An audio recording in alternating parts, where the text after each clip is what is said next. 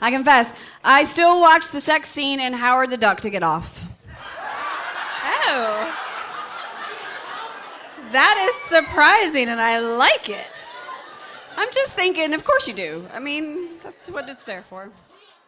This podcast is intended for those 18 and over. If that's not you, please come back when you are of age. This podcast is sponsored by SexyDeliciousThings.com, a 25-plus erotic social networking site dedicated to the art of individual sexual expression. Sexy D provides a play space for people to celebrate their inner perv, share erotic pictures, videos, and stories with other like-minded sexy friends. Join us to connect, share, and celebrate all things sexy and delicious. 3 months free membership when you use coupon code BedPost at SexyDeliciousThings.com. Thank you for listening to the BedPost Confessions podcast. BedPost Confessions is an Austin-based live storytelling series featuring smart, sexy stories. Between performers, we ask audience members to anonymously submit anything worthy of a confession, which is then read aloud by one of our producers. The performance you're about to hear was recorded on October 15th, 2014. Michele Schalin shares her story, My Journey into the Sexual Sisterhood. Here is Michele. I am a proud member of the Sexual Sisterhood. We are women who unapologetically own our sexuality. We are women who courageously rebuff the powerful cultural message of our society, the society that tells us to repress our sexuality. We are outspoken about the slut-shaming our society engages in, and we support other women to do the same. I love sex. I love having it. I love talking about it. I love watching porn, good porn. And I love looking at erotic photos and reading erotic stories. I love to hear what turns other people on. And I love to find new things that discover what my lover and I like. I haven't always been this open about sex. In fact, for most of my adult life, it was quite difficult for me to communicate what I wanted and needed from any partner.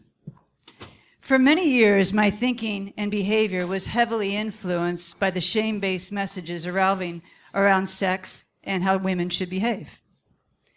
I had very limited knowledge of what I liked, and what I did know what I liked and wanted and needed, I was uncomfortable asking for it.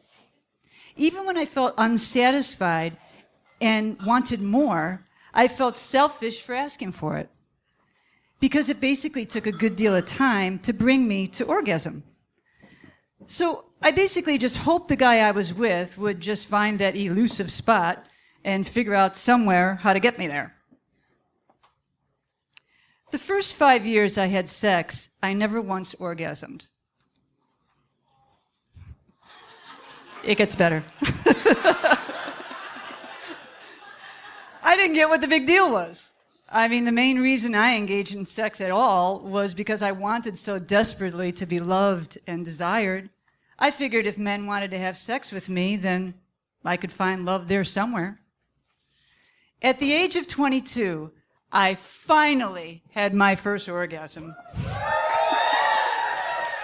with a new boyfriend who was an expert at licking pussy.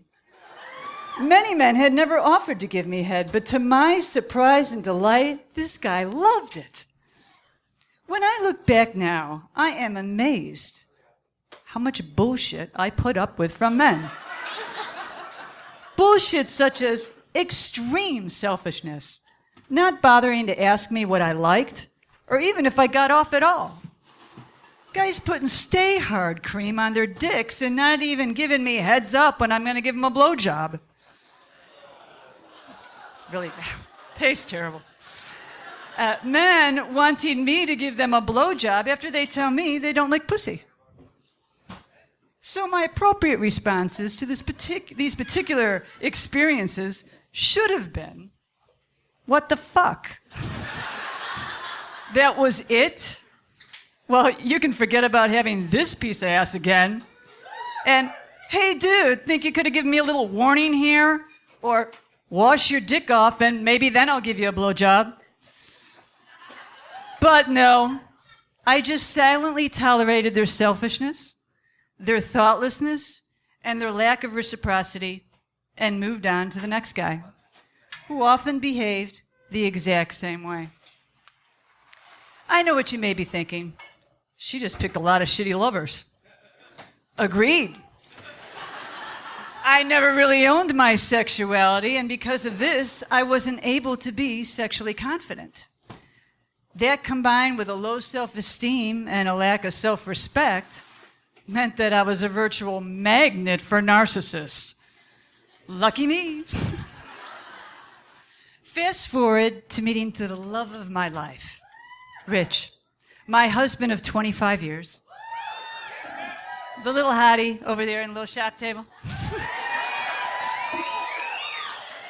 He is not only the best friend I ever had, but he is truly the best lover I've ever had. By far, he was a breath of fresh air after all the shitty lovers I'd had in the past. He is very loving, he is giving, he is skillful, and he is eager to please. He adores me, and he loves making me feel great. But mind reading?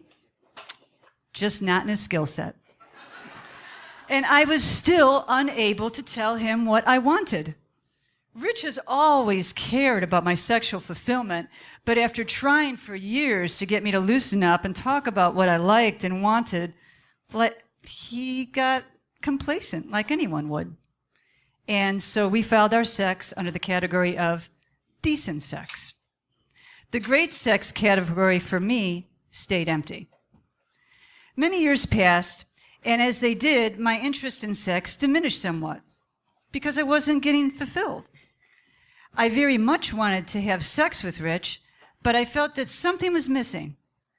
I asked him if he could be more passionate in his kissing and his lovemaking, and his response was, "Well, it's tough to be passionate all the time with someone you've been together with for so many years."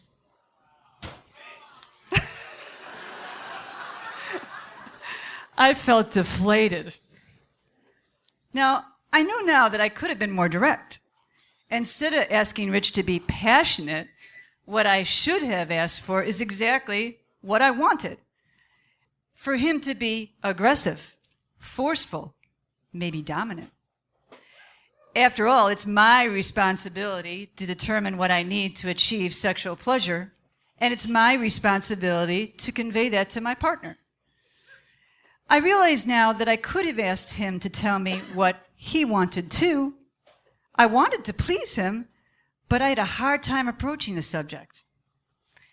He never asked for anything different, so I assumed he was fine. However, I never actually investigated how to please him. The extent of my sexual education was watching porn to figure out how to give a good blowjob. She's not sucking the entire time. Good. That gets tiring. She's licking the cock, she's licking his balls, and then some kind of twisty action with her hand at the same time. Cool. I stepped up and my man noticed. No further investigation needed, right? Then it happened. A couple of years ago, some friends had been reading 50 Shades of Grey, and they were all going on about it. I know. There's been a whole lot said about this being a poorly written book. But the way I see it is anything that opens up a door to a subject that isn't widely discussed, I believe is a great thing. And let me tell you, this book blew the door wide open for me. But we'll get to more of that in a minute. Rich bought me the trilogy as a birthday gift. Little did he know that it would change our life forever. Did I mention when I have a new interest, I dive in? Well, dive I did and dragged him along for the ride. I had never read anything like 50 Shades before. Because of my lack of knowledge, I always assumed that any kink or fetish was all scary or weird, or maybe even degrading or abusive. I never let myself explore it because of the taboo and the stigma attached to it. 50 Shades was the marker of my baby steps into BDSM. In the story, Anastasia, the lead character, is deeply conflicted by the sexapage that she and Christian Grey are engaged in. Because she's extremely turned on by them, she believes that there's something wrong with her. After all, she's a good girl and shouldn't enjoy such things. Christian asks her, "Do you feel bad because you feel bad? Or do you feel bad because you think you should feel bad?"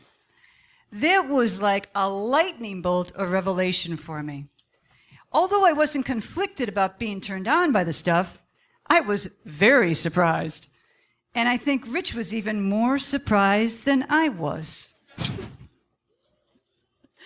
But lucky for me, he was all in and game for anything I wanted to try. So this was the beginning of my sexual awakening. I couldn't get enough of this book, and I became a total addict for all kinds of erotic material. Since expressing what I liked and wanted to try had always been so difficult for me, I got creative. I started reading aloud to Rich some of the sex scenes that turned me on from the erotic books I was reading. I would be specific about what I liked, and then we would reenact the scenes together the next time we had sex. It was amazing. Almost everything the characters did in the stories I wanted to try with Rich. Bondage, blindfolds, crops, sex toys, spanking, biting, flogging, and yes, even a little bit of anal play. Rich got to go where no man has ever gone before. And a little surprise to both of us, I've got quite a greedy little ass.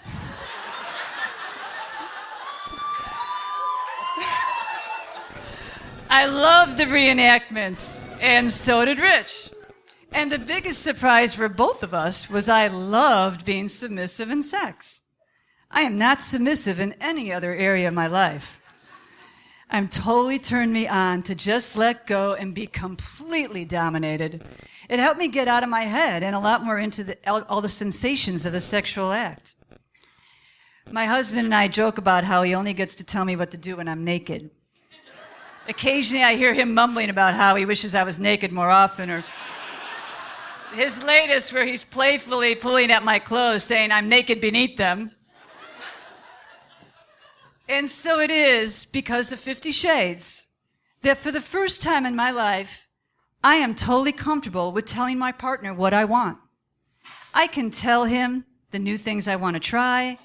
I can tell them the things that feel good. And I can tell them what feels even better. And I am totally comfortable in asking for him what he wants and likes as well. Not only have I investigated all kinds of techniques to improve my skills with him, I've also researched many ways that I can pleasure myself when I'm alone. All of this exploration we have done together has brought us an even deeper bond to our relationship. The communication, the honesty, the vulnerability, the trust and the support as a couple, it's made us grow stronger as a couple than ever. And we are more in love than ever. We are in a third decade of a truly jubilant marriage. And now we can categorize our sex as great instead of decent. The whole experience has been incredibly empowering for me.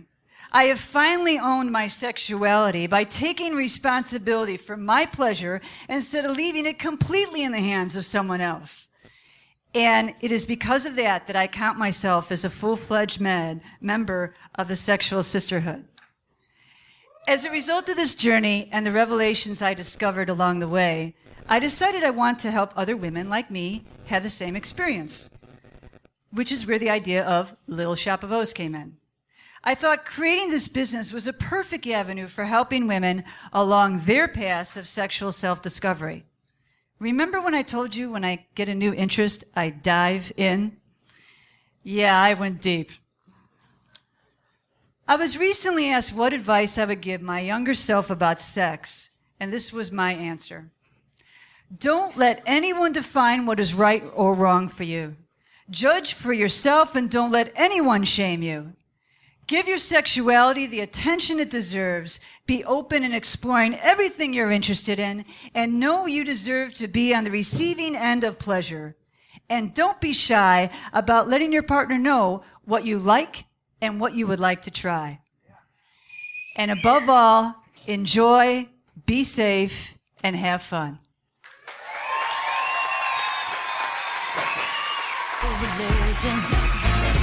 My religion is you. Take a bite of my bad world. Michele Schalin. Michele Schalin is a sex blogger and entrepreneur. She's on a personal mission to spread a sex-positive message and help other women feel empowered with their own sexuality.